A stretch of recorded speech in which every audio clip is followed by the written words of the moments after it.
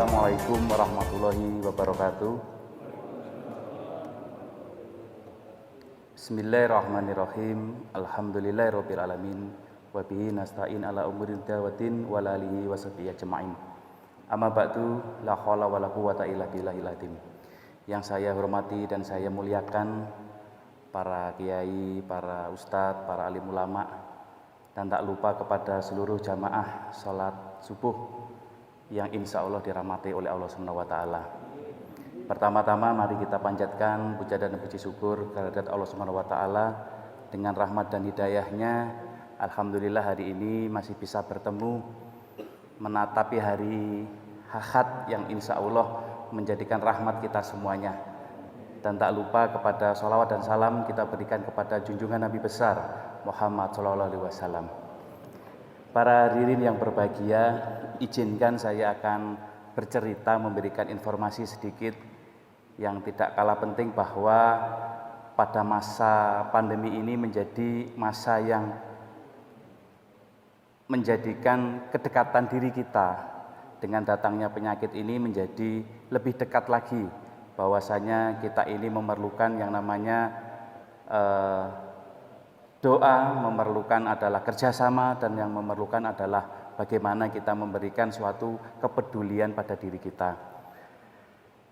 Dan yang berikutnya perlu saya sampaikan bahwa menurut pengetahuan saya barangkali nanti ada kekurangan, bahkan ketidaknyamanan yang disampaikan oleh diri saya, mohon maaf yang sebesar-besarnya. Para hadirin sholat subuh yang berbahagia, beberapa bulan ini kalau kita bisa memberikan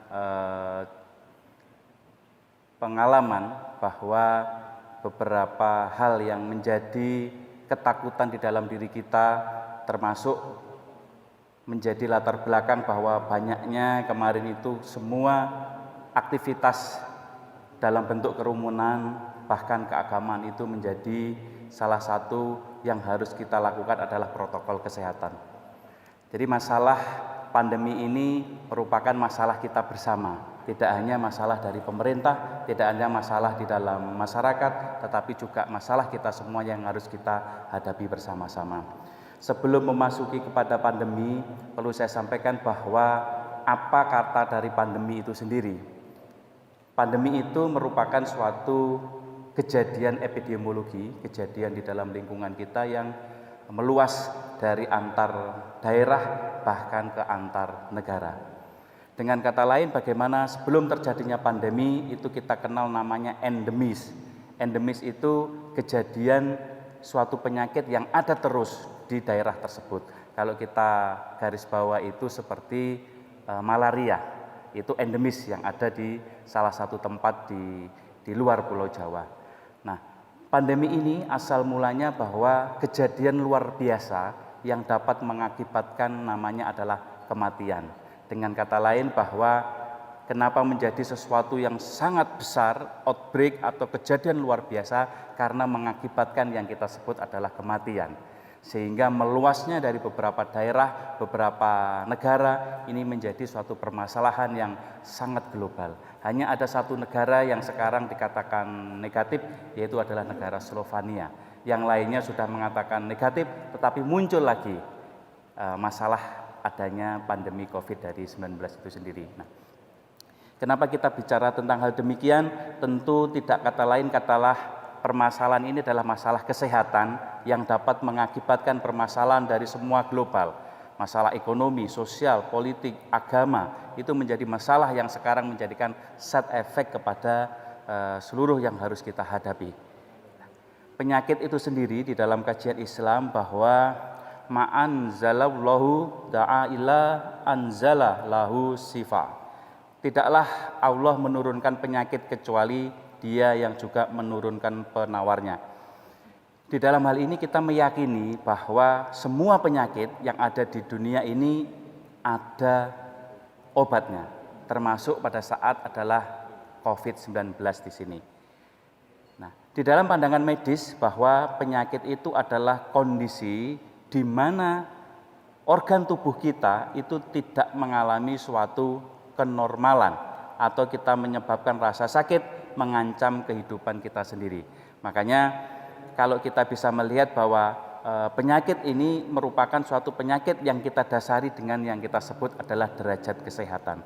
Ada 3 pilar bahwa derajat kesehatan itu bisa dinilai, bisa dihitung dan bisa diukur, yaitu adalah bagaimana derajat kesehatan. Yang pertama adalah secara fisik kita. Jadi penyakit itu bisa diukur, yang pertama adalah fisik kita. Kalau sudah pegel linu, batuk pilek, panas dan lain-lain, berarti ada derajat fisik kita yang kita bisa nilai dari derajat kesehatan tersebut. Yang kedua adalah kesehatan secara rohani. Bagaimana tingkat kecemasan kita, bagaimana tingkat stresor kita, bagaimana tingkat ketakutan kita yang mengakibatkan perubahan terhadap kesehatan dalam bentuk yang rohani. Yang pilar yang ketiga, kadang ini kita lupakan, itu menjadi sangat penting, yaitu adalah kesehatan secara sosial. Kesehatan secara sosial itu kita bisa artikan, kita bisa melihat dari lingkungan kita sekitar. Bila mana ada hubungan timbal balik antara satu dengan yang lainnya, kita terputus, kita tidak bisa hidup secara sosial, itu berarti bahwa ada sakit ya dalam kehidupan kita. Jadi fisik, rohani dan sosial itu tidak bisa dipisahkan. Maka dari itu kalau ada orang yang hidupnya secara individual, tidak bisa berkelompok, tidak bisa secara sosial, itu adalah belum sehat hidupnya. Nah, para hadirin yang berbahagia, tentu ada beberapa faktor terkait terhadap derajat kesehatan itu. Yang paling pertama adalah faktor perilaku. Perilaku ini menjadi salah satu dominan di dalam bagaimana kita memberikan suatu informasi atau suatu faktor terkait terhadap masalah kesehatan. Perilaku ini penjabarannya sangat banyak sekali. Bisa perilaku secara fisik juga perilaku secara sosial kita. Artinya bahwa perilaku, pola asuh dan asa di dalam tubuh kita itu sangat mempengaruhi, terutama pada saat masa pandemi ini.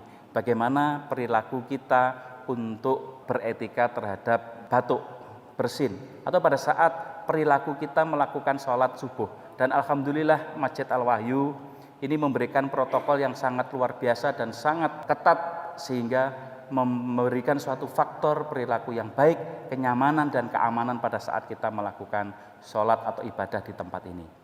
Yang kedua, Bapak Ibu sekalian, bahwa derajat kesehatan yang paling dominan yang kedua adalah faktor lingkungan fisik, kimia dan biologi. Nah, 2 faktor ini yang sangat berpengaruh terhadap kejadian pandemi COVID-19. Jadi karena faktor perilakunya yang salah saat tadi melakukan suatu batuk pilek atau mungkin yang lainnya, kita tidak menggunakan suatu alat proteksi diri kita atau kita sebut adalah APD. Yang kedua adalah faktor lingkungan. Kenapa bisa terjadi COVID-19? Ternyata disinyalir bahwa ini adalah mutasi gen yang ada di dalam sel yang mestinya bermetabolisme di dalam hewan, itu bermutasi masuk di dalam sel di tubuh kita, di tubuh dari manusia.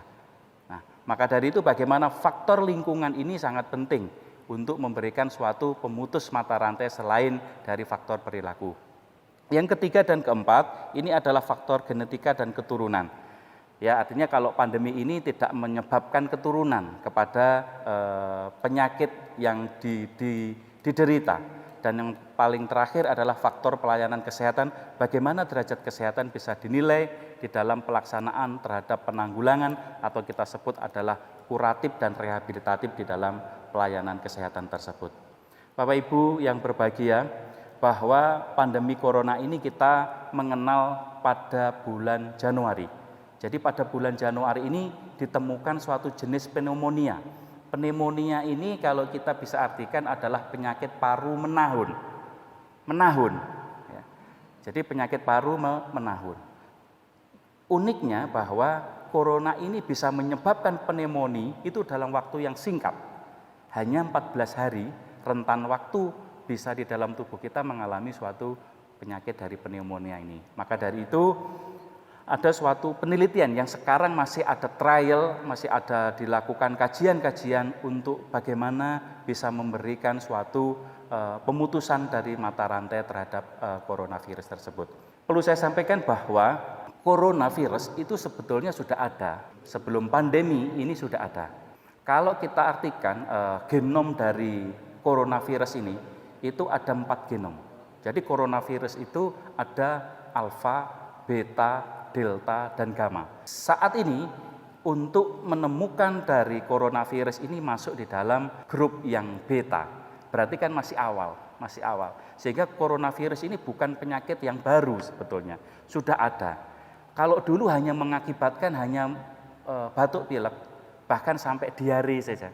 Tetapi coronavirus yang kita masukkan sekarang ini menjadi SARS-CoV-2 atau SARS-CoV-2, SARS coronavirus yang kedua, ini bisa menyebabkan masuk di dalam organ kita yang kita sebut adalah paru-paru. Dengan kata lain, bagaimana mulai 7 Januari sampai sekarang menjadikan suatu permasalahan yang menakutkan, bahkan banyak yang mengakibatkan kematian.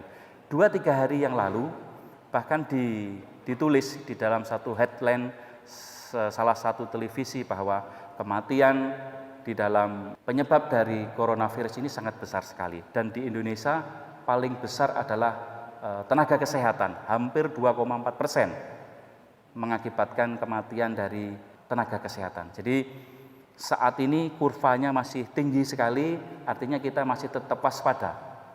Tidak boleh takut, tetapi waspada yang harus kita lakukan. Para hadirin sholat subuh yang berbahagia, tentu ini menjadi suatu hal yang harus kita kenali. Dan kita harus lakukan secara bersama-sama untuk mencegah dari coronavirus tersebut.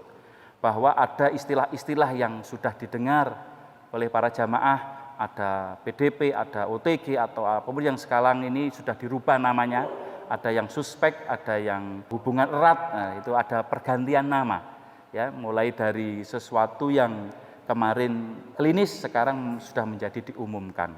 Diumumkan itu dibahasa awamkan oleh Kemenkes atau oleh WHO untuk memberikan suatu informasi yang secara utuh.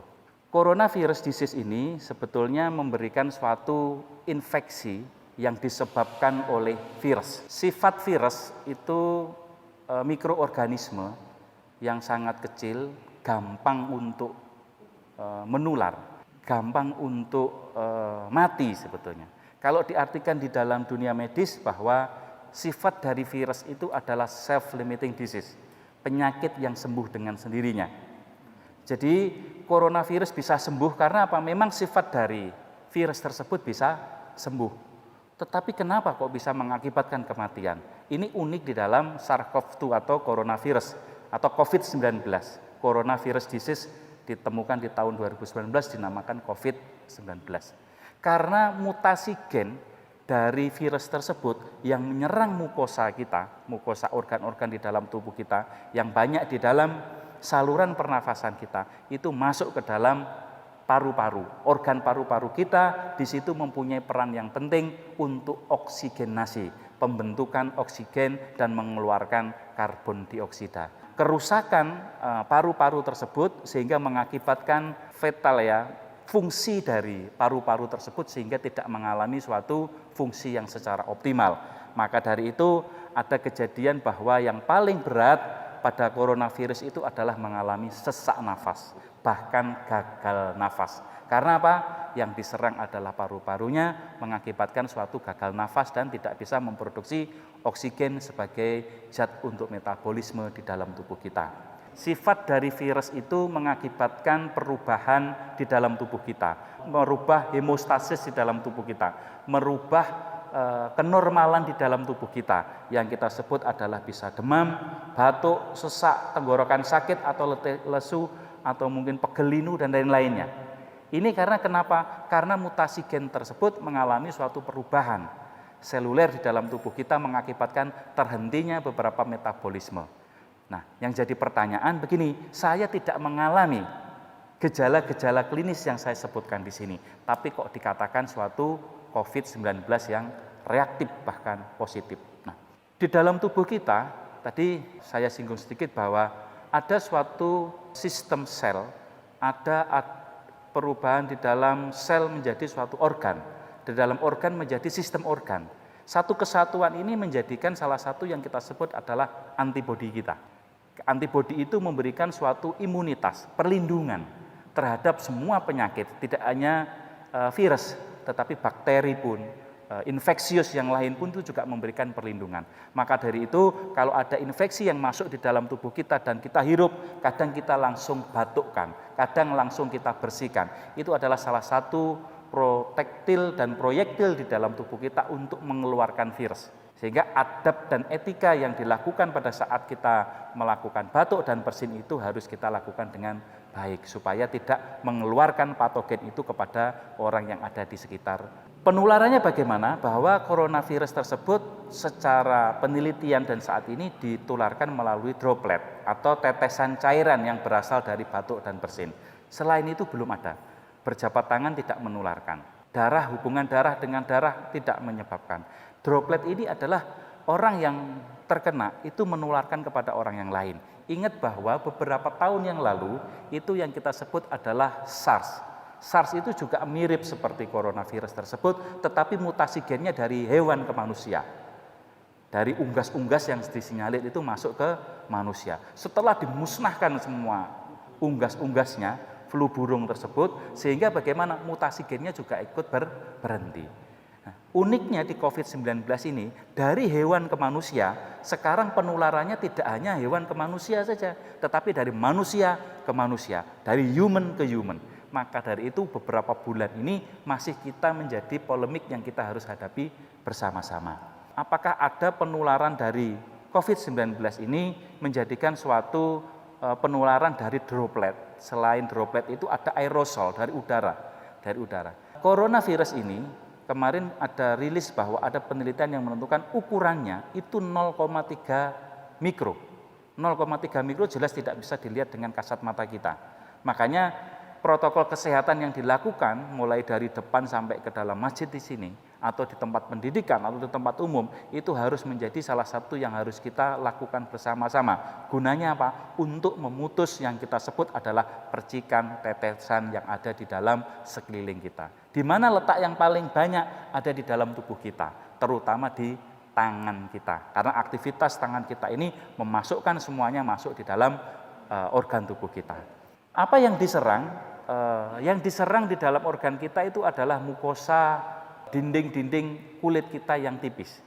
Maka dari itu kenapa kita harus memakai masker? Kenapa kita harus memakai face shield? Itu karena apa? Ada 3 organ yang menjadi titik pintu masuknya dari coronavirus. Yang pertama adalah mata. Di mata ada saluran air mata yang bisa berhubungan dengan hidung dan tenggorokan. Yang kedua hidung, yang ketiga adalah mulut. Hidup dari coronavirus ini senangnya itu ada di dalam mukosa tenggorokan kita. Artinya menempel yang kita sebut adalah sel inangnya, sel hidupnya di sana. Sehingga ada beberapa pemeriksaan penunjang yang secara otomatis dilakukan di dalam hidung kita atau digores atau digosok atau dilakukan di dalam hidung kita. Tidak ditemukan bahwa COVID-19 ini tahan terhadap asam. Jadi tidak hidup di dalam lambung. Nah, saluran di dalam organ kita selain di dalam tenggorokan itu ada di dalam di dalam esofagus atau di dalam lambung kita. Jadi ada 2 saluran, saluran pernapasan dan saluran pencernaan. Untuk coronavirus ini dia tidak tahan asam. Artinya bahwa mempunyai sifat dia mati bila mana terkena asam. Di dalam lambung kita ada 3 komponen enzim, HCl, asam lambung, pepsin, dan renin, yang semuanya bisa membunuh dari coronavirus. Sehingga tidak mungkin muncul di dalam lambung terkait terhadap penularan terhadap di dalam organ tersebut. Maka paling banyak adalah suatu konsep yang ada di dalam saluran pernafasan kita. Yang kedua, penularannya adalah kontak pribadi, seperti menyentuh dan berjabat tangan. Maka dari itu ada protokol kesehatan sekarang bahwa cara bersalamannya sudah kita rubah karena masa pandemi ini. Yang dulu berjabat erat, bisa mungkin lebih berpelukan begitu ya, cium kanan, cium pipi kiri, atau bersungkem begitu. Sekarang kita batasi dengan hanya menundukkan kepala atau dengan metode-metode tertentu.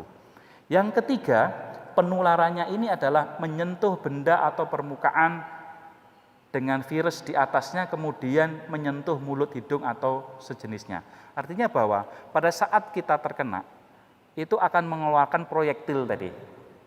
Ya, mengeluarkan proyektil di dalam tubuh kita dengan batuk, pilek, bersin dan lain-lain. Virus corona ini bisa hidup antara 4 sampai 6 jam di benda mati. Kemarin ada rilis penelitian bahkan ada 8 jam sekarang. Jadi ada yang 8 jam hidup di benda mati. Maka dari itu bagaimana suatu proses yang harus kita lakukan dengan cara mencuci tangan. Itu menjadi salah satu protap untuk mengurangi penularan dari COVID-19 tersebut. Apa yang harus kita lakukan di dalam Islam bahwa ada sudah memberikan pandangan bahwa kami turunkan Al-Quran itu suatu obat penawar dan rahmat bagi orang-orang yang beriman. Artinya dengan keimanan kita, dengan doa kita, dengan tawakal kita, insya Allah bahwa semua ini bisa terlaksana, kita lampaui dengan sesuatu hal yang bersama-sama. Dengan suatu doa bersama-sama kita bisa lakukan perlindungan kepada Allah Subhanahu wa taala dengan berdoa untuk menguatkan iman. Kenapa kita harus menguatkan iman? Salah satunya adalah rohani kita. Kemarin mohon maaf 1 bulan yang lalu saya mewawancarai sahabat saya seorang dokter yang dikatakan sembuh terkait COVID-19. Apa yang menjadi menarik? Beliau menceritakan bahwa ada 3 hal yang harus saya lakukan. Satu adalah saya harus beriman, saya harus percaya bahwa Allah bisa menyembuhkan. Yang kedua adalah bahagia, saya tidak boleh sedih. Saya tanya, bagaimana tidak sedih? Orang sakit dan bisa mengakibatkan kematian. Pasti akan ada kesedihan yang ada. Yang ketiga adalah bagaimana bisa survive dengan kesenangannya. Artinya kesenangannya apa dilakukan, yaitu dilakukan. Beliau senang dengan main PlayStation pada saat diisolasi, membawa PlayStation-nya. Ini seorang dokter bawa PlayStation. Di ruang isolasinya dia bermain, menggunakan suatu kesenangan yang ada. Sehingga bagaimana hormon dopamin, hormon apapun di dalam tubuh kita mengalami suatu kenaikan. Yang ketiga adalah ikhtiar kita. Bagaimana kita melakukan suatu pemotongan, pemutusan mata rantai dari ikhtiar dari protokol kesehatan. Kadang itu kita tidak nyaman. Di bulan pertama kita memakai masker, itu rasanya sesak nafas. Betul ya Pak? Rasanya sesak nafas. Kenapa? Karena ketidakbiasaan kita pada saat kita menggunakan protokol kesehatan ini menjadi sesuatu yang tidak biasa kita lakukan. Tapi lama-lama menggunakan masker sudah menjadi suatu bagian yang biasa bagi kita. Yang kedua, bagaimana pada saat kita lakukan tes termogan. Ya, yang menjadi isu saat ini adalah bahaya atau tidak. Di termogan itu merusak otak atau tidak. Yang kemarin ada viral salah satu pakar ekonomi berbicara tentang masalah kesehatan. Ini menarik. Nah, termogan itu adalah salah satu sarana untuk ngecek adanya gejala klinis atau tidak. Yang kita sebut adalah demam atau panas. Termogan ini adalah untuk ngecek panas atau tidak di dalam tubuh kita. Kalau panas berarti bagaimana? Ada infeksi di dalam tubuh kita. Apakah infeksi ini coronavirus? Belum tentu. Semua infeksi yang ada di dalam tubuh kita mengakibatkan yang namanya adalah kepanasan di dalam tubuh kita. Ada yang di kulit, di skin, ada yang ada di dalam ketiak, ya, ada yang ditaruh di dalam telinga, bahkan ada yang dimasukkan di dalam mulut, bahkan dimasukkan dalam dubur, dimasukkan dalam anus. Itu ada tes panas di dalam tubuh kita. Yang paling aman dan yang paling nyaman, jadi tidak hanya nyaman saja tetapi aman pada saat di dalam kerumunan di mana letak kita memberikan suatu tes yang secara cepat, tentu dengan alat di dalam kulit. Kenapa kok ditaruh di kening atau masuk di daerah kepala kita? Di daerah kepala kita kulitnya lebih tipis dibanding tempat yang lain. Sehingga bagaimana sensitivitas di dalam pemeriksaan panas itu menjadi lebih dominan, lebih akurat. Ada orang yang mengatakan bahwa daripada di kepala lebih baik di tangan. Boleh, tetapi tidak sensitivitas. Sehingga bagaimana kadar demam, kadar panas yang diperiksa itu mengalami suatu perubahan di dalam hasil yang didapatkan. Nah, selain itu bagaimana menyatakan bahwa bagaimana untuk menyikapi ini tentu sebagai orang muslim harus bertawakal kepada Allah dan yakin akan sakitnya bisa disembuhkan. Ada beberapa hal yang kita bisa lakukan dengan berdoa, dengan sholawat ataupun yang lainnya. Nah, Bapak Ibu sekalian yang saya hormati, tentu menjadi tugas kita bersama bahwa bagaimana melawan virus corona ini. Yang pertama tentu menjadi protokol kesehatan yang harus kita lakukan. Coba bayangkan tadi dari depan ya, sudah dites, terus ada desinfektan. Fungsinya desinfektan untuk apa? Untuk membunuh semua virus-virus infeksi yang menyebabkan di dalam tubuh kita yang nempel di dalam baju kita, di dalam alat-alat perlindungan diri kita. Tetapi ada yang saya temukan, kemarin saya meneliti di beberapa tempat menggunakan pestisida yang tidak pas, sehingga bisa mengiritasi terhadap kulit manusia. Jadi menggunakan pestisida yang miliknya yang dipakai untuk sejenis hewan, sehingga pasiennya mengalami suatu iritabilitas terhadap kulitnya yang melepuh ya. Sehingga menggunakan alat desinfektan yang ada di dalam bilik sanitizer itu juga harus kita lakukan dengan bahan yang tepat. Yang kedua, bagaimana kita menggunakan yang kita sebut adalah dengan hand sanitizer. Hand sanitizer bagaimana kita lakukan? Ada kandungan-kandungan di situ untuk apa? Membunuh dan memecah mikroorganisme virus tersebut supaya dia tidak berkembang. Bila mana hand sanitizer itu kita lakukan, bila mana tidak ada air yang mengalir. Yang lebih baik bagaimana? Menggunakan sabun dengan air yang mengalir. Itu lebih sensitivitasnya lebih baik dan tidak mengakibatkan suatu iritasi kepada kulit kita. Ada kejadian di Jawa Timur bagian timur menggunakan desinfektan dicampur dengan alkohol. Pada saat menggunakan lupa kalau alkoholnya masih basah, sehingga beliau menyalakan korek untuk mau merokok, tangannya juga ikut terbakar. Ini hal-hal yang demikian harus kita sampaikan agar sekiranya menjadi salah satu informasi yang tepat yang bisa diambil. Yang berikutnya bagaimana dengan protokol kesehatan untuk menjaga jarak. Menjaga jarak ini kenapa? Fungsinya bagaimana supaya tidak terjadi suatu kontak fisik satu sama yang lainnya.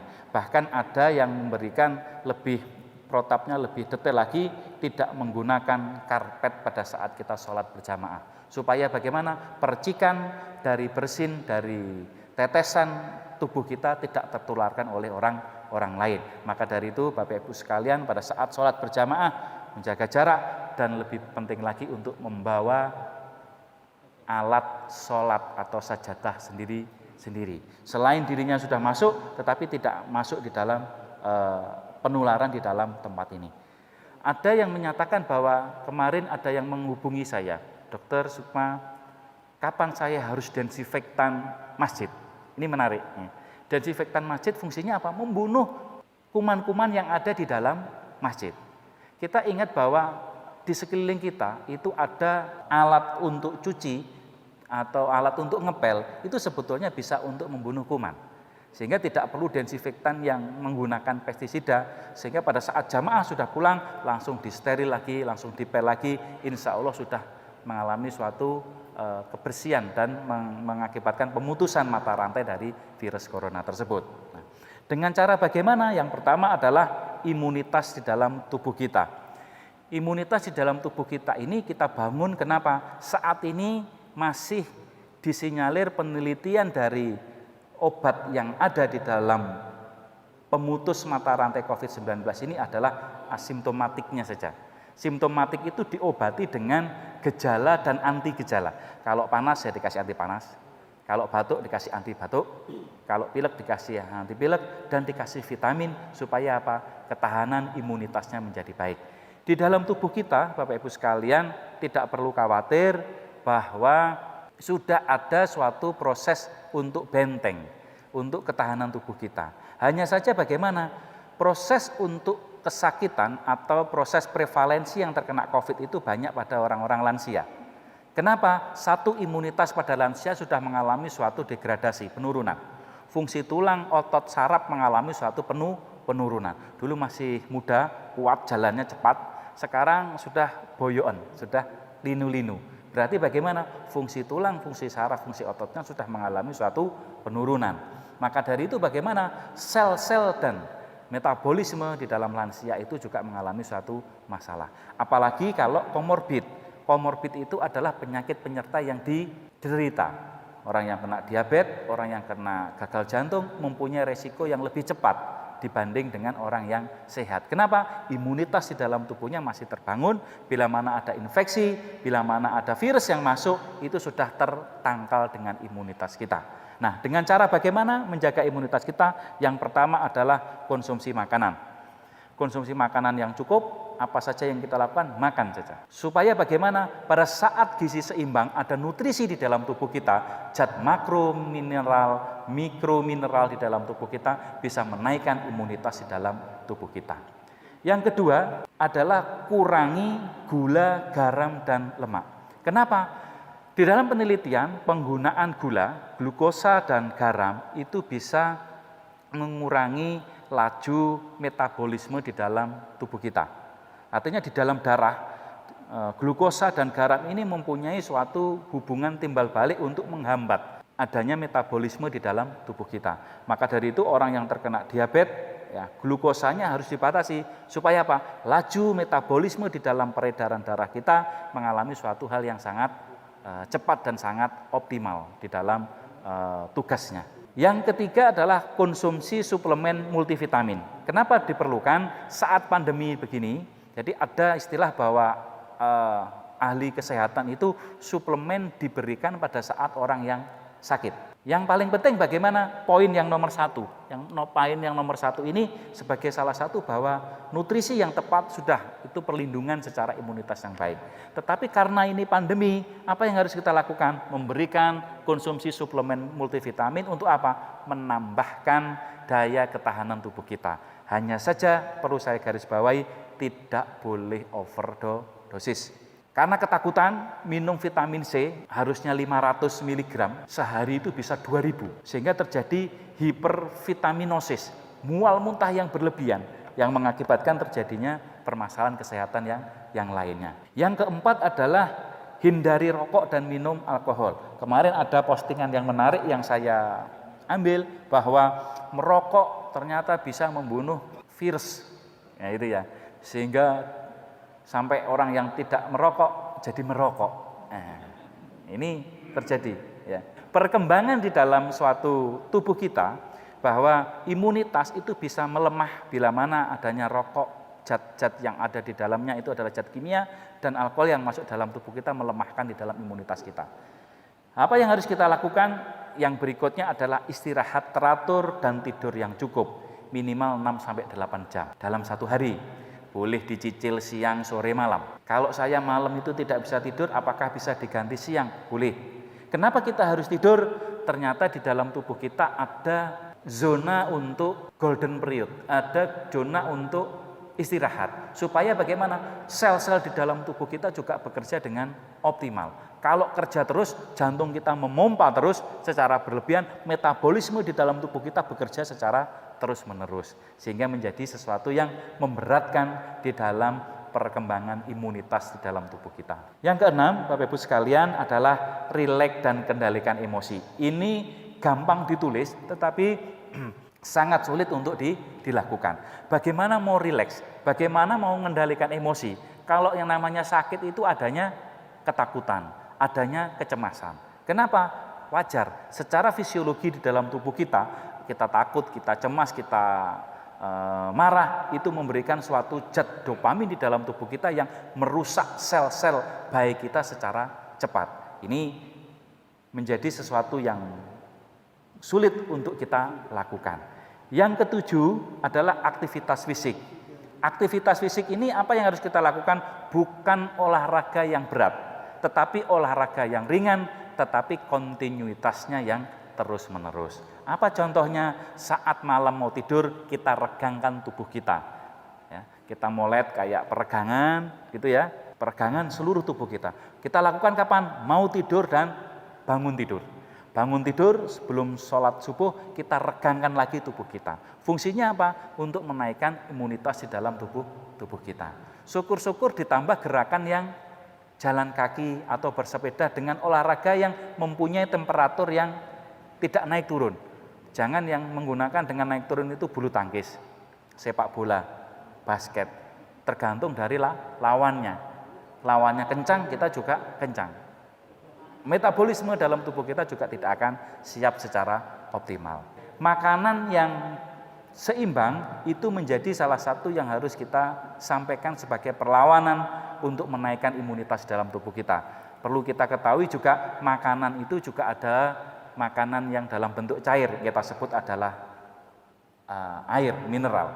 Itu adalah makanan dalam bentuk yang cair. Kapan kita lakukan? Ini yang paling penting, bahwa mukosa di dalam tubuh kita, khususnya adalah di tenggorokan atau mungkin di dalam mulut kita, itu kalau terdeteksi atau mungkin masuknya virus tersebut, kalau kita sering minum, itu akan tertelan, virus-virus tersebut akan mati di dalam asam lambung kita. Jadi dengan pola minum yang sering, dengan kapasitas yang cukup 8 gelas sehari, itu bisa memberikan suatu kenaikan di dalam imunitas kita. Sebetulnya ini adalah sesuatu yang sangat gampang, tetapi sulit kita lakukan. Karakteristik kita di orang Indonesia itu minum pada saat setelah makan. Jadi makannya 3 kali, minumnya juga tiga kali. Gelas ukurnya juga berbeda-beda. Ya, gelas ukurnya juga ada yang kecil, ada yang sloppy, ada yang besar. Berapa maksimalnya, berapa minimalnya? Minimalnya adalah kalau orang dewasa 1500 cc atau mililiter. Kalau kita lihat botol air mineral itu yang paling besar itu adalah 1500 atau 1,5 liter. Sehingga kalau panjenengan menaikkan imunitas kita, pagi hari diisi full air minumnya itu dan ngambil dari tempat air mineral yang tinggi tersebut. Sehingga satu hari kok saya belum habis, berarti belum sampai 1500 cc. Yang kedua, bagaimana cuci tangan dengan air yang mengalir. Ada caranya, mulai dari punggung, dari tangan, dari apapun, dari sela-sela, dari ibu jari ataupun yang lainnya. Bahkan sekarang dipersingkat, pokoknya cuci tangan 20 detik. Bagaimana caranya? Ini yang harus kita lakukan. Bagaimana cuci tangan yang benar? Cuci tangan yang benar adalah kita menggunakan air yang mengalir, menggunakan sabun untuk membunuh sel yang ada, infeksi yang ada di dalam, nempel di dalam tangan-tangan kita. Nah, Bapak Ibu sekalian yang saya hormati, bahwa menerapkan etika pada saat di dalam kerumunan itu menjadi salah satu yang paling penting. Kalau kemarin itu dengan leluasa kita bersin, berleluasa kita melakukan batuk pilek, ini juga harus kita lakukan, bahwa ini sebagai dasar untuk memutus dari mata rantai. Jadi kemarin ada rilis bahwa yang pertama untuk memutus mata rantai penularan virus tersebut, yang pertama adalah memakai masker. Yang kedua adalah cuci tangan. Dua hal yang kita lakukan ini hampir 90% itu bisa membunuh atau melawan dari coronavirus tersebut. Yang lain-lainnya juga bisa perlu jaga jarak, makanan bergizi, aktivitas fisik, hanya sekian persen saja. Yang paling dominan itu adalah bagaimana kita cara untuk memakai masker dan cuci tangan. Nah, apa yang harus kita lakukan? Bahwa tadi saya singgung mikroorganisme dari virus tersebut 0,3 mikro. Sehingga perlu kita gunakan masker yang secara baik, secara standar.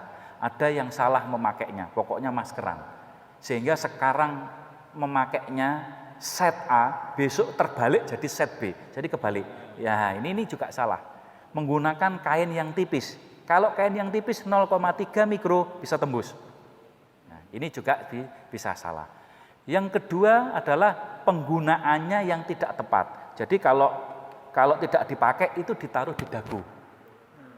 Betul ya, ditaruh di dagu. Padahal di dagu ini juga bisa terkontaminasi dari pihak luar. Saat kita taruh di dagu, setelah itu kita naikkan lagi, yang terkontaminasi di dagu bisa kehirup di dalam tubuh kita. Jadi kalau tidak dipakai lebih baik ditaruh atau dilipat supaya tidak terjadi masalah. Amannya lagi bagaimana? Tidak hanya masker, tetapi juga menggunakan face shield. Karena face shield ini juga menahan bisa 100% terkenanya virus. Tapi kan tidak mungkin tertutup semua organ kita. Gimana nafasnya? Mesti ada lubang-lubang yang bisa kita buka yang bisa menularkan dari penyakit tersebut. Nah, yang ketiga Bapak Ibu sekalian adalah rutin berolahraga. Aktivitas fisik ini yang menjadi notaben bahwa untuk menaikkan imunitas kita itu perlu yang kita sebut adalah aktivitas fisik tetapi dengan pembatasan fisik yang berlebihan. Contoh, sehari ini olahraga yang sangat penting sekali, katakanlah satu hari ini karena ini hari Ahad, olahraganya balas dendam 1 minggu kemarin. Itu malah tidak tepat. Olahraga mulai dari pagi sampai siang hari. Dengan menguras tenaga yang secara optimal pada saat tertentu, itu juga menurunkan imunitas di dalam tubuh kita. Yang paling penting bagaimana sekurang-kurangnya 30 menit, rutin selama 3-5 per minggu. Jadi amannya adalah 2 hari sekali, begitu lebih aman. Nah, atau setiap hari dengan aktivitas yang tidak berlebihan, itu kita lakukan. Yang keempat adalah cukup istirahat. Tadi sudah saya singgung 6-8 jam per hari, menggunakan olahraga teratur dan berjemur di matahari pagi hari. Kenapa? Di situ ada sinar-sinar yang bisa membentuk vitamin D untuk mengaktifkan sel-sel di dalam tubuh kita. Ada yang bertanya begini, kapan tepatnya kalau kita mau berjemur? Yang berjemur yang bagus bagaimana sebelum jam 10 pagi. Kalau di Indonesia sebelum jam 8 pagi. Kenapa demikian? Bahwa sinar-sinar ultravioletnya masih dominan dan tidak menimbulkan kerusakan di dalam kulit kita. Kalau orang luar mengatakan jam 10 pagi karena mataharinya terbit panasnya pada saat di jam 10. Kalau di negara kita, di Indonesia karena cukup dan tropis, insya Allah sebelum jam 8 itu menjadi salah satu yang tepat untuk kita melakukan paparan sinar matahari. Apa saja yang harus kita lakukan pada saat paparan sinar matahari atau kita berjemur, itu kadang ada yang salah. Ya, salah itu memakai atribut APD yang berlebihan, tertutup semua rata. Tidak boleh. Yang paling penting bagaimana menggunakan baju yang berwarna terang. Kenapa kalau terang? Itu adalah menyilaukan sinar matahari. Kalau yang gelap itu menyerap. Sehingga lebih cepat paparannya. Sehingga kalau yang terang itu masuk di dalam tubuh kita dan memantulkan di tempat yang lain. Yang kedua, menggunakan topi dan kacamata.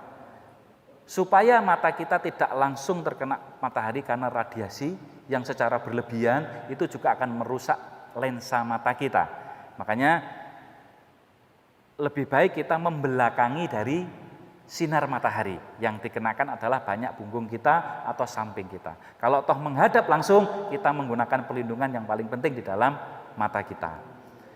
Yang ketiga adalah menggunakan sunblock bila ada kontak langsung dengan kulit pada matahari ini yang kita harus hindarkan. Nah, Bapak Ibu sekalian, perlu saya sampaikan bahwa menjaga jarak menjadi salah satu proses yang sangat penting supaya tidak terjadi suatu penularan dengan yang lainnya.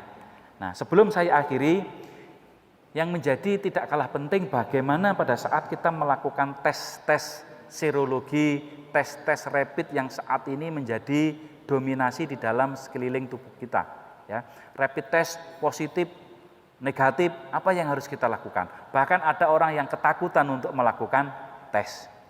Rapid test itu adalah tes yang dalam bentuk skala yang sensitivitasnya dinyatakan adalah 30%. Jadi hanya untuk melihat screening saja. Screening itu adalah melihat bahwa tubuh kita itu ada infeksi atau tidak. Ya, jadi rapid test itu melihat adanya infeksi antigen antibodi kita di dalam tubuh kita untuk melihat sensitivitas di dalam tubuh kita. Artinya kalau positif belum tentu juga itu adalah COVID-19. Kenapa? Karena semua infeksi yang masuk di dalam tubuh kita, karena ini adalah total, IgM-IgG-nya adalah total, tidak bisa mendeteksi secara spesifik terhadap coronavirus tersebut. Maka dari itu ada aturan bahkan anjuran yang melakukan bahwa rapid test itu harus diulang, baik negatif maupun positif. Dinyatakan positif hari ini harus diisolasi dulu, mudah-mudahan tidak COVID-19, 1 minggu lagi dilakukan suatu tes rapid yang kedua. Kenapa? IgM dan IgG, jadi IgM itu adalah infeksi yang akut, hanya 7 hari. Kalau IgG itu 14 hari, kronik. Nah, di dalam tubuh kita, kalau masuknya secara akut, itu kita bisa nyatakan bahwa dites itu masih mengalami suatu false positif atau false negatif. Artinya begini, false negatif itu dites negatif, padahal kenyataannya di dalam tubuh kita adalah positif. Kenapa? Karena masih dalam periode yang akut, masih dalam bentuk yang 7 hari. Makanya dites lagi untuk 7 hari. 7 hari kembali lagi untuk di screening. Kalau masih positif, apa yang harus dilakukan? Yang menjadi gold standar pemeriksaan sekarang adalah menggunakan swab atau PCR. PCR itu adalah mengambil goresan yang ada di dalam nasofaring kita itu untuk ditanam, dites lagi. Ini juga memerlukan yang kita sebut adalah sumber daya pemeriksanya. Tidak semua orang bisa mengambil hasil secara optimal. Contohnya bagaimana? Kalau tidak masuk ke nasofaring paling ujung, hanya lubang hidung yang luar, dia tidak akan menemukan yang namanya virus dari corona tersebut. Sehingga makanya harus dimasukkan, merasakan ketidaknyamanan di dalam pemeriksaan tersebut. Nah, alat pun yang digunakan adalah biasanya menggunakan plastik. Kalau menggunakan kayu, sensitivitas di dalam pemeriksaannya juga tidak optimal. Jadi menggunakan secara plastik supaya optimal. Nah, PCR di sini ini butuh waktu sebetulnya 24 jam sampai 48 jam. 1 sampai 2 hari untuk mendapatkan hasil. Nah, kadang menjadi overload sampai beberapa hari, bahkan ada yang viral kemarin itu pasien sakit sudah gejala klinisnya mengarah ke COVID-19, dites, hasil tesnya belum keluar, keburu meninggal. Protap apa yang harus dilakukan? Masuk ke COVID atau tidak? Ya, mestinya 1 sampai 2 hari bisa dilakukan. Karena overload, permintaannya banyak, alatnya tidak ada, yang melakukan juga tidak banyak yang ahli, menunggu tumpukan-tumpukan hasil tadi itu juga memerlukan waktu, sehingga molor, sehingga mengakibatkan kematian terlebih dahulu, hasilnya belum keluar. Nah, ini yang menjadi fenomena yang kemarin viral ya, di Surabaya pun juga terjadi hal yang demikian. Nah, Bapak Ibu sekalian, yang terakhir perlu saya sampaikan bahwa apa yang harus kita lakukan di dalam pemeriksaan tersebut. Pemeriksaan ini sebagai alat untuk mendiagnosis dalam bentuk awal. Meskipun PCR, meskipun swabnya itu menjadi sesuatu yang golden standard, tetapi juga melakukan suatu kesalahan yang perlu kita waspadai hasilnya. Sensitivitas dan spesifitas dari PCR itu hampir 90%. Kalau rapid test tadi hanya 30%, jadi kalau swab itu bisa sampai 90%. Tapi juga ada false positif dan false negatif. Positif juga belum tentu virus corona, negatif juga belum tentu juga terkena corona. Artinya bahwa kalau kita mendapatkan hasil yang negatif, kita harus ulang lagi di kemudian hari. Kalau kita melakukan terkenanya positif, kita juga harus melakukan juga pemeriksaan di lain hari. Kenapa? Inkubasi di dalam coronavirus ini disinyalir hidupnya adalah 14 hari. Pemeriksaan PCR itu adalah pemeriksaan serologis. Pemeriksaan antigen di dalam tubuh kita. Kalau kita kena, contohnya ya, ada yang terkena, dicek beberapa kali, itu kok positif terus meskipun swabnya. Ini kan ada yang terjadi. Ini kan, saya sudah 3 kali, bahkan 4 kali, bahkan ada menteri itu sudah sembuh, positif lagi. Nah, tes serologis itu karena adalah ada proses jasad renik di dalam tubuh kita. Ada antigen, antibodi di dalam tubuh kita dalam bentuk yang lama. Ya, meskipun dia positif, tetapi dia tidak berkembang virus tersebut atau kita sebut adalah jasad renik, sudah mati. Tapi dites juga tetap reaktif karena masih ada di dalam tubuh kita. Nah, bagaimana supaya mempercepat itu dengan menaikkan imunitas kita. Nah, yang paling penting, Bapak Ibu sekalian, bahwa ada kerusakan di dalam paru itu mengakibatkan orang-orang yang terkena COVID-19 itu mengalami sequel. Sequel itu kerusakan paru kita yang beberapa bulan harus kita perbaiki. Maka dari itu sudah dinyatakan negatif, setelah pasca sembuh kadang masih mengalami sesak nafas. Ya, karena kerusakan pneumonia itu mengakibatkan kerusakan di dalam paru-paru kita. Sehingga lambat laun menaikkan imunitas dan menaikkan iman di dalam tubuh kita, insya Allah menjadi salah satu obat yang sangat mujarab dan kita lakukan, mudah-mudahan tidak terjadi suatu penyakit coronavirus 19 di sini. Ada pertanyaan atau monggo? Nggih. Mohon izin Pak Dr. Sukma memperhatikan informasi dari media elektronik, medsos maupun media cetak. Ada beberapa instansi pemerintah yang strategis yang karyawannya ternyata terpapar corona positif 1-2 orang. Kemudian kantor itu tutup selama 14 hari. Seperti yang ada di Pengadilan Negeri Surabaya, TVRI Surabaya, Puskesmas Manuan, kemudian Kementerian Agama Jember, kantor DPRD Probolinggo. Kebetulan kami ini pengurus masjid di kampung, di desa yang melaksanakan sebuah protokol kesehatan. Apakah harus dilakukan seperti itu, harus tutup sampai 14 hari sehingga kegiatan ibadah kita terganggu, Pak Dr. Sukma? Kemudian yang kedua, seperti yang saya sampaikan Dr. Sukma tadi, menurut ahli virus yang ada di Indonesia, baik dari ITB, UGM, itu pandemi ini diperkirakan akan sampai tahun 2021, apakah bulan Januari atau bulan berapa? Mohon penjelasan. Terima kasih, Bapak. Terima kasih. Jadi kenapa kita harus melakukan suatu isolasi sampai 14 hari? Dari pendahuluan yang saya sampaikan tadi bahwa inkubasi dari coronavirus ini adalah 14 hari. Masa hidupnya di dalam sel inang, kalau orang yang terkena, ada yang terkena katakanlah pasien ini terkena COVID-19, 14 hari secara langsung dia akan sembuh dengan sendirinya. Itu sudah ada penelitian, beberapa penelitian yang mengatakan demikian.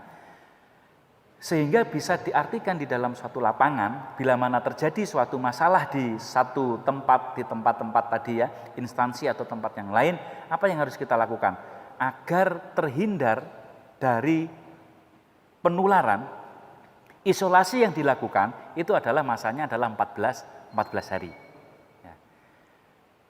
Kenapa kok harus dilakukan demikian? Namanya ini wabah, di dalam satu tempat harus ada, itu harus kita ambil supaya tidak menularkan kepada yang lainnya. Karena hidup kita ini kan hidup secara sosial. Lingkungan kita ini, penyakit tadi kan yang mempengaruhi adalah lingkungan juga. Batuk bersin sekitarnya, nempel barang-barang yang ada di sekitarnya, ini kita tidak bisa melihat dengan mata kita. Virus yang 0,3 mikro tadi tidak bisa terlihat. Di daerah tersebut juga tidak bisa dilakukan. Maka protokol yang dilakukan bagaimana? Kemenkes itu juga melakukan suatu kajian bahwa 14 hari tempat ini harus dilakukan. Sebetulnya kalau disinfektan, pada saat itu di tempat-tempat itu mengalami suatu pemusnahan terhadap sel. Mati sudah virusnya. Tapi manusia-manusianya di dalamnya ini kontaminasi satu sama yang lain, mempunyai suatu imunitas yang berbeda, mempunyai suatu nilai reaktif yang berbeda. Contoh ini, di instansi tadi ada 5 orang di dalam tempat kantor tersebut. 1 yang terkena. Yang keempat ini kita tidak tahu berapa imunitas di dalam tubuh kita.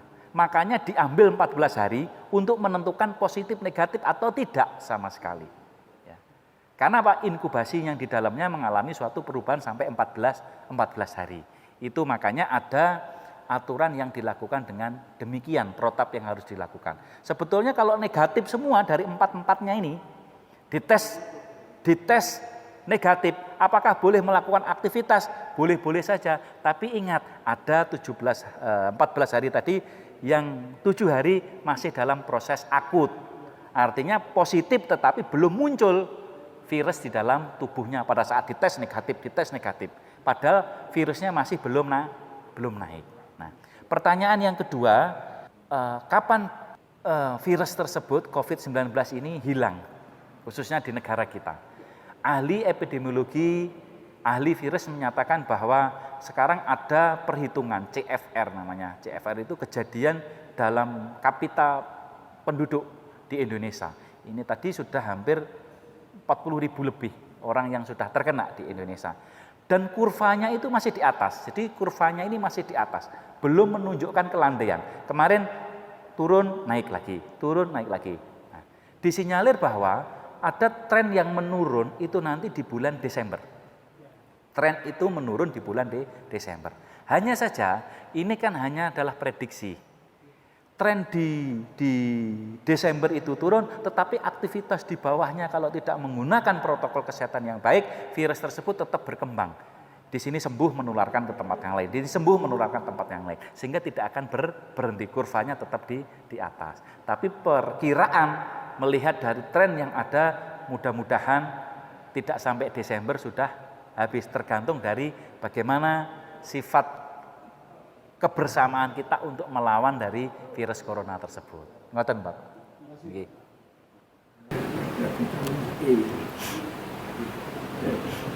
Fungsi vitamin C dan vitamin E, ya, itu masuk di dalam suatu kenaikan imunitas kita di dalam gizi seimbang. Di dalam tubuh kita itu memerlukan nutrisi, di dalam tubuh kita itu ada 5: karbohidrat, lemak, protein, vitamin, dan mineral. Berarti karbohidrat, lemak, protein, vitamin juga memberikan suatu efek untuk varian keseimbangan di dalam gizi kita. Ada vitamin A, ada vitamin B, ada vitamin C, D, E, ada vitamin K. Nah, vitamin C dan vitamin E itu mempunyai suatu fungsi sebagai kofaktor enzim yang cepat. Kofaktor itu adalah transportasi imunitas kita dengan cepat. Gambarannya bahwa kalau di dalam satu daerah itu adalah motornya, kendaraannya untuk mengangkut vitamin itu cepat masuk ke dalam target. Makanya vitamin C dan vitamin E itu mempunyai fungsi yang sangat bagus untuk menaikkan imunitas di dalam tubuh kita. Hanya saja bagaimana vitamin C dan vitamin E itu perlu dilakukan adalah asupan dari luar yang harus dimasukkan di dalam tubuh kita. Tubuh kita tidak bisa memproduksi secara besar di dalam tubuh kita. Makanya harus ada asupan dengan jumlah, frekuensi, dan komposisi yang benar untuk kita masukkan di dalam tubuh kita. Nah, fungsinya bagaimana? Ketahanan tubuh kita yang memberikan transportasi secara besar. Ada yang memproduksi, ada yang menyalurkan. Vitamin C, vitamin E itu menyalurkan supaya cepat ketemu sasarannya. Hanya saja perlu saya sampaikan bahwa ada hipervitaminosis kalau bila mana suplementasi yang dilakukan secara berlebihan. Vitamin C itu adalah asam askorbat, asam di dalam lambung kita itu sudah asam. Kalau minum suplementasi secara berlebihan akan mengakibatkan yang kita sebut adalah anoreksia, mual muntah berkepanjangan, sehingga bagaimana nutrisi di dalam tubuh kita malah keluar. Begitu ya, Pak. Bismillahirrahmanirrahim. Assalamualaikum warahmatullahi wabarakatuh. Assalamualaikum. Dengan informasi terbaru, ada ini vaksin. Nah, vaksin ini bagaimana? Karena ketika kita mendengar virus ini ada 3 kategori, yang 3 varian yang ada di, saya mendengarnya di media, yang ada di Amerika, ada di Wuhan, ada di Israel. Dan kan yang di Indonesia ini pertama ini virus yang dari negara mana? Itu pertama. Yang kedua, alat standar yang disahkan oleh WHO untuk rapid maupun swab test itu apakah sudah dirilis? Dan itu ada sudah di-verify, ada sudah sertifikatnya gitu. Semacam ISO gitu ya. Yang ketiga, mengenai vaksin, kita mendengar juga bahwa yang vaksin tersebut sudah dites di negara Cina itu tes pertama dan tes kedua. tes yang ketiga ini di Indonesia, bahkan disebutkan di salah satu guru besar di Jawa Barat itu akan dites ke 1.000 orang di Jawa Barat. Informasi yang dari kemudian nanti tandanya orang yang akan divaksin, sudah divaksin itu akan ditato atau dikasih apalah, label apa itu. Ini bagaimana kan sikap kita ya, sebagai umat Islam? Yang pertama, kedua dari pihak kesehatan sendiri kan selama ini belum merilis bukan yang saya sadari apa yang harus kita laksanakan untuk mengantisipasi hal-hal yang tidak inginkan, karena ini sangat penting kajian untuk kedepannya. Terima kasih dokter. Baik. Jadi untuk standarisasi terhadap pemeriksaan, kejadian COVID-19 ini adalah kejadian yang tiba-tiba. Kita belum menyiapkan semua terkait terhadap apa yang menjadi alat ukur kita. Pertama, rapid test dulu hanya IgG global yang bisa menunjukkan. Jadi positif negatif global. Ini akut atau kronis tidak tahu. Kalau sekarang sudah ada alat yang lebih sensitif. Rapid test itu sudah menentukan bahwa IgG-M-nya berubah atau tidak. Kalau IgG-M itu muncul berarti oh ini akut, oh ini kronik. Bisa dikatakan bahwa sembuhnya akan beberapa hari. Mengalami suatu isu atau tidak, secara garis besar bahwa sudah ada rekomendasi yang ada di dalam Kemenkes dan WHO, itu ada alat-alat yang dilakukan suatu rekomendasi. Jadi kalau panjenengan bisa cek alatnya ini sudah uji atau belum, itu ada. Dan ada nomor urutnya, nomor 1 sampai ke nomor 124 saya ingatnya ya. Alat tes yang ada di dunia itu 1 sampai 124. Mungkin sekarang sudah berkembang lagi ya. Artinya alat ukur itu juga harus digunakan bahwa sensitivitas dan spesifitasnya juga harus benar. Orang yang menggunakan juga harus benar. Sifat virus ini juga tidak tentu. Maka pengetesan ini juga harus dengan waktu yang tepat. Ya. Tadi saya sinyalir bahwa ada 14 hari dia sudah terkena, sembuh. Tapi setelah 14 hari tetap positif di tes swab itu tetap positif. Karena apa? Ada jasad renik di dalam genetiknya yang mengakibatkan terjadinya permasalahan. Ada yang dites negatif tetapi imunitasnya bagus. Padahal sudah ada positif infeksi di dalam tubuhnya, tapi tidak berkembang. Artinya virus sudah masuk tetapi tidak berkembang secara signifikan di dalam tubuh kita. Bisa terjadi. Makanya waktu yang tepat tadi menjadi suatu pedoman yang harus kita lakukan. Yang kesulitan di dalam tenaga kesehatan melakukan itu kalau tidak ada gejala penyertanya. Tidak ada gejala klinis yang menyertai, batuknya tidak ada, permasalahan kesehatannya tidak ada, tapi dites positif terus. Nah ini menjadi salah satu yang harus kita lakukan. Maka ada yang kita sebut adalah viremia. Viremia itu kalau ada infeksi di dalam tubuh kita, tadi ya, terus masuk di dalam darah kita, makanya darah kita itu bisa dicek adanya positif atau tidak. Selain di swab tadi kan hanya melihat dari goresan atau congkelan dari virus yang ada di dalam tubuh kita. Berikutnya mengenai vaksin. Vaksin ini adalah kita bayangkan adalah payung pada saat kita terkena hujan. Artinya melindungi dari hujan, melindungi dari penyakit yang ada. Vaksin ini kan adalah suatu virus yang dilemahkan, yang pro dengan tubuh kita dan untuk menaikkan imunitas kita. Di negara kita sudah ditemukan kemarin itu teori konvalensi. Konvalensi itu adalah serum orang yang sudah terkena. Jadi seperti donor darah tapi yang diambil serumnya, bukan darah merahnya, itu di sentrifugar, jadi diambil darah serumnya dan dimasukkan di dalam orang yang sakit.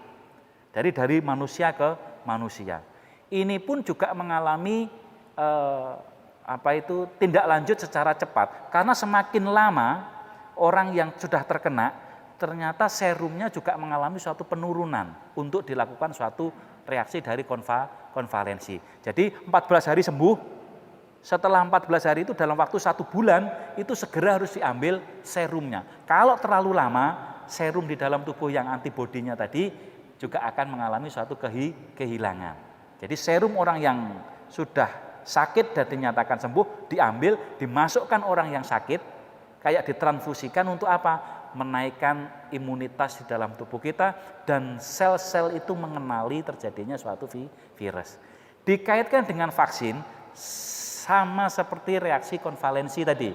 Ada serum yang dilemahkan di dalam tubuh seseorang, diambil, dikloning dalam bentuk yang banyak dan disuntikkan di tempat orang-orang yang akan dilakukan satu vaksin. Untuk mengetahui halal atau tidak, ini aman atau tidak, saat ini belum bisa dinyatakan dalam bentuk rilis secara cepat. Ya. Ada komponen-komponen genom-genom dari daerah-daerah tertentu, dari negara-negara tertentu, karena sikap lingkungan kita juga berbeda. Tadi disampaikan jenis dari Wuhan, jenis dari Indonesia, jenis dari negara lain, itu replika RNA-nya di dalam selnya berbeda-beda. Tapi protein RNA itu sebetulnya dalam satu golongan, hanya saja dalam cabang yang sama, tapi rantingnya yang keluar berbeda. Gambarannya begitu. Vaksin ini bagaimana? Sebetulnya dalam golongan yang sama, di dalam satu cabang yang sama. Hanya saja virusnya ini masuk ke dalam RNA yang berbeda-beda. Tapi kalau secara garis besar bahwa vaksin ini nanti bisa dilakukan efektif atau tidak efektif.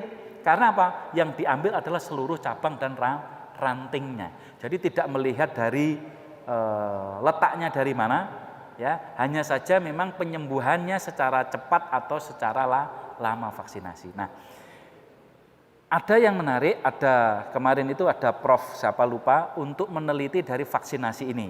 Vaksinasi ini dinyatakan sudah dirilis akan diujikan dalam bentuk berapa ribu, 1.200 ingat saya atau 1.400 dan belum bisa dikatakan cepat-cepat untuk dilakukan suatu hasil. Karena bagaimana?